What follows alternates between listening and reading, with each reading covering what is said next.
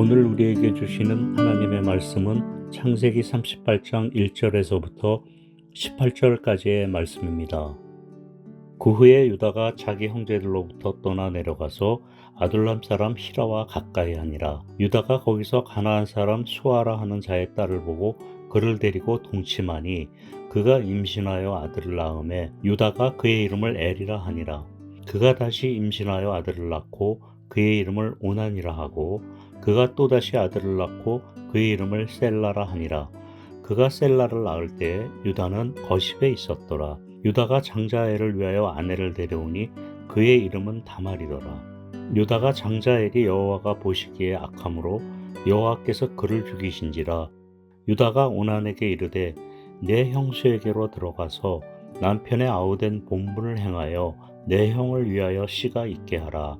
오난이 그 씨가 자기 것이 되지 않을 줄 알므로 형수에게 들어갔을 때에 그의 형에게 씨를 주지 아니하려고 땅에 설정하매 그 일이 여호와가 보시기에 악함으로 여호와께서 그도 죽이시니 유다가 그의 며느리 다말에게 이르되 수절하고 내 아버지 집에 있어 내 아들 셀라가 장성하기를 기다리라 하니 셀라도 그 형들같이 죽을까 염려함이라. 다말이 가서 그의 아버지 집에 있으니라. 얼마 후에 유다의 아내 수아의 딸이 죽은지라. 유다가 위로를 받은 후에 그의 친구 아둘람 사람 히라와 함께 딥나로 올라가서 자기의 양털 깎는 자에게 이르렀더니 어떤 사람이 다말에게 말하되 내 시아버지가 자기의 양털을 깎으려고 딥나에 올라왔다 한지라. 그가 그 과부의 의복을 벗고 너울로 얼굴을 가리고 몸을 휩싸고 딥나 길곁 에나임 문에 앉으니 이는 셀라가 장성함을 보았어도 자기를 그의 아내로 주지 않음으로 말미암음이라. 그가 얼굴을 가렸으므로 유다가 그를 보고 창녀로 여겨 길 곁으로 그에게 나가 이르되 청하건대 나로 내게 들어가게 하라 하니 그의 며느리인 줄을 알지 못하였음이라. 그가 이르되 당신이 무엇을 주고 내게 들어오겠느냐.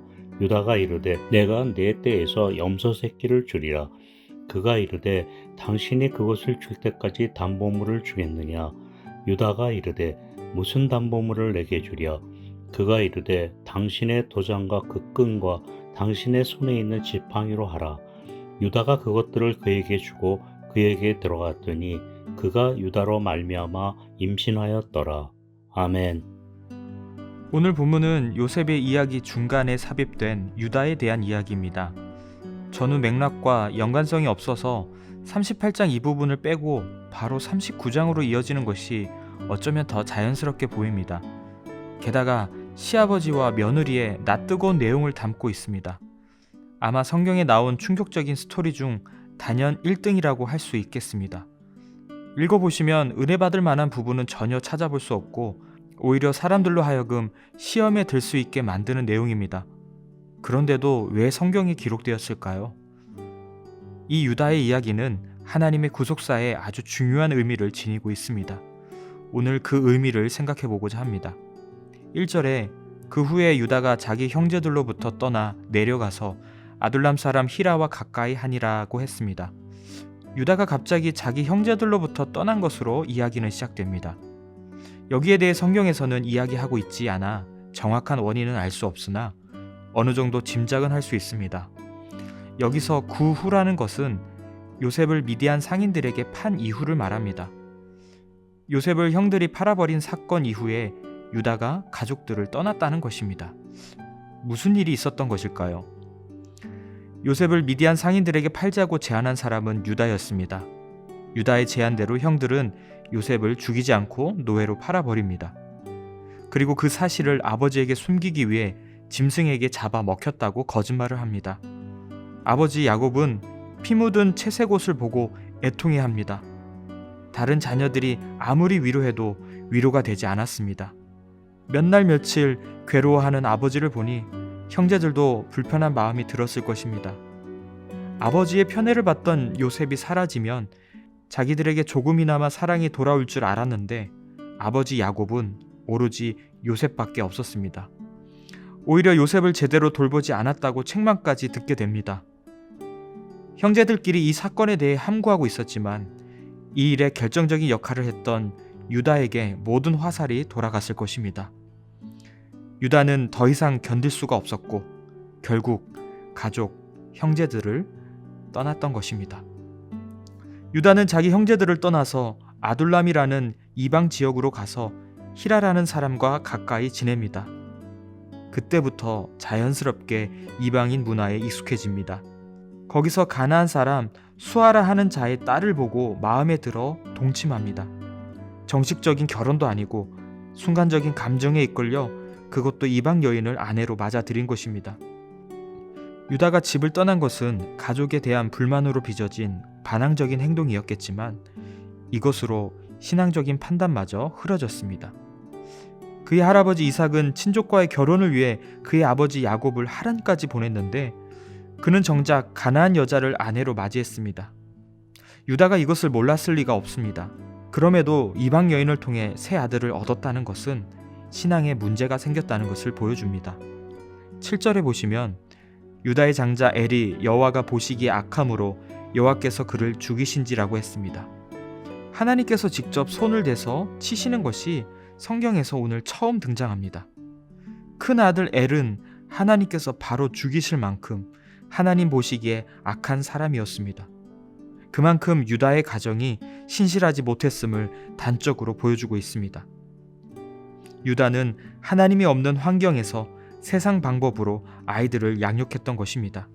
유다 가정의 신앙 결핍은 한 아들로 끝나지 않았습니다. 둘째 아들 오나는 형수와 결혼을 하고서도 의도적으로 임신을 시키지 않기 위한 행동을 했습니다. 그의 행동은 하나님 보시기에 악하였기에 하나님이 그도 죽이십니다. 당시 형사 취수제라는 계대 결혼 제도가 있었습니다.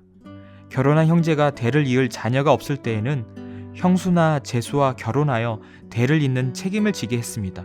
그런데 유다의 둘째 아들 오나는 의도적으로 형수가 임신하는 것을 거부했습니다. 당시 맏아들은 다른 형제들보다 2배의 유산을 받는 것이 풍습이었습니다. 그러므로 오나는 형이 죽음으로 인해 아버지의 재산을 더 많이 받을 수 있었지만 만약 형수를 통해 죽은 형의 아들이 태어난다면 그 아들이 장자권을 이어받기에 그가 상속받을 재산은 다시 줄어들게 되는 것입니다. 즉 오나는 재산의 욕심 때문에 그 의무를 다하지 않았고 그것을 악하게 보신 하나님께서 그를 치셨던 것입니다. 이제 계대 결혼을 할 수 있는 남은 아들은 셋째 셀라밖에 없었습니다. 유다는 셀라가 아직 어리니 그가 장성할 때까지 기다리라며 며느리를 친정으로 보냅니다.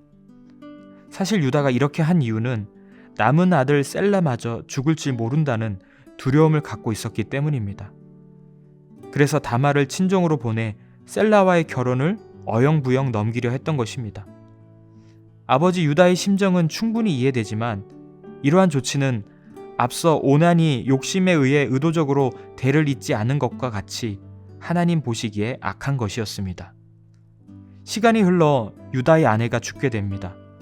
유다는 장례를 치른 후에 그의 친구 히람과 함께 딥나에 있는 양털 깎는 자에게 갑니다. 당시 양털 깎는 행사는 여러 날 동안 진행되었는데 모든 사람들이 술과 고기를 함께 먹으며 기쁨을 나누었던 축제였습니다. 이때 자연스럽게 남자들은 여자를 가까이 하였습니다. 유다 역시 그 분위기에 들떠서 가까이 할 여자를 찾고 있었습니다.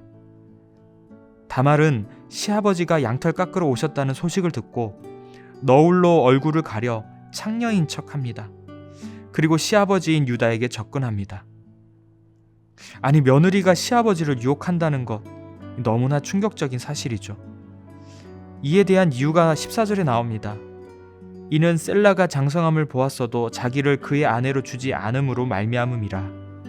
셀라가 장성하였음에도 시아버지 유다가 계대 결혼을 허락하지 않았던 것이죠. 그래서 다말은 시아버지를 유혹하여 결국 자녀를 잉태했습니다. 그녀의 행위는 도덕과 윤리 모든 면에서 비난받을 일이었습니다.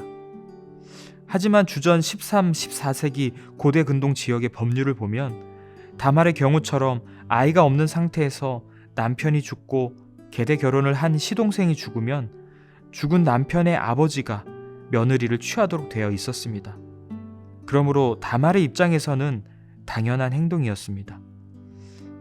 이보다는 의도적으로 다말을 셀라의 아내로 주지 않은 유다의 행위가 더욱 비난받을 일이었습니다. 대를 이을 의무를 다하지 않은 유다의 행위는 하나님의 뜻을 거스른 행동이었기 때문입니다. 그럼에도 불구하고 우리는 이 본문을 어떻게 받아들여야 할지 잘 납득이 되지 않습니다. 유다와 다말 사이의 근친상간은 그 어떤 면에서도 용납할 수 없는 추태였습니다. 이 사건은 앞서 야곱의 장자 루벤과 야곱의 첩 비라의 근친상간, 또 딸 디나로 인한 세겜 족속의 학살 사건, 형제들에 의한 요셉의 인신매매 사건과 함께 당시 이 지상의 유일한 언약 가문이었던 야곱 일가의 참으로 한심한 도덕 수준을 또다시 드러내는 수치스러운 사건이었습니다. 그러나 본 사건에 있어서 진정으로 놀라운 것은 야곱 가문의 심각한 타락에도 불구하고 그들을 언약의 혈통으로 인정하여 주신 하나님의 섭리입니다. 유다는 다름 아니라 바로 본 사건의 당사자였으며 베레스는 유다와 다말의 불륜을 통해서 태어난 자였습니다. 실로 하나님이 이스라엘 민족에게 주신 모든 언약의 총체요, 그 실체로서 오신 우리 주 예수 그리스도께서 바로 이들의 직계 후손으로 태어나셨습니다. 즉 하나님께서는 의도적으로 유독 이처럼 불륜의 핏줄을 가장 큰 영광과 축복의 핏줄로, 아니 이 온 세상의 구원을 위한 역사가 이어질 바로 그 핏줄로 삼아 주신 것이었습니다. 그리하여 이방인이었고 시아버지와 불륜에 의해 자녀를 출산한 다말은 마태복음 1장 예수님의 족보에 언급된 4명의 여인 중 첫 번째 여성이 되었습니다. 유다와 다말 사건을 통해서 하나님의 구원은 다름 아니라 이들 같은 죄인을 위하여, 그리고 이들 같은 죄인을 통하여 전개되는 것임을 역설적으로 증언하고 계신 것입니다. 야곱의 일가와 그의 후손들, 곧 이스라엘 민족이 선민이 된 것은 그들이 다른 민족들보다 더욱 경건하거나 선해서가 결코 아니었습니다. 타락한 혈통에도 불구하고 오직 하나님께서 그들을 무조건적으로 선택해 주셨기 때문입니다. 또한 한 번 택하신 이후에는 그들이 아무리 범죄하여도 절대로 변함없이 그들을 계속 지켜주셨습니다. 사랑하는 성도 여러분, 하나님의 선택은 틀림없고 변함없으십니다. 유다와 다말의 사건은 죄인을 향한 하나님의 열심이 얼마나 크신지를 더욱 선명하게 보여주셨습니다.